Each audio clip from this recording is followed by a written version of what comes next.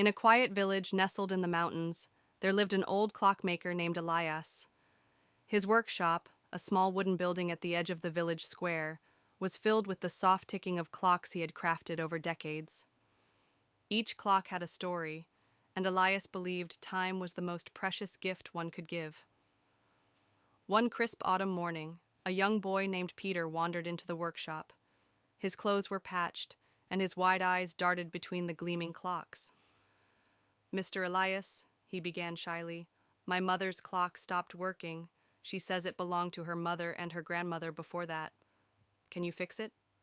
Elias smiled kindly and held out his hand. Peter placed a small pocket watch into it. The glass was cracked, and its hands were frozen. Elias examined it with care. "This is a very special watch," he said. "It deserves a careful repair."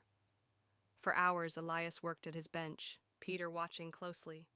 As the clockmaker tightened tiny screws and adjusted delicate gears, he shared stories of the clocks he had fixed, one that survived a great fire, another that stopped at the exact moment its owner proposed to his beloved.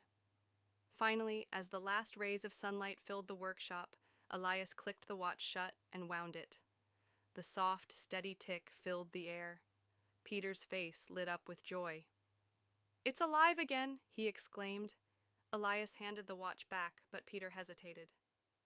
"We don't have money to pay you," he said, his voice trembling. The clockmaker knelt to Peter's level and placed a hand on his shoulder.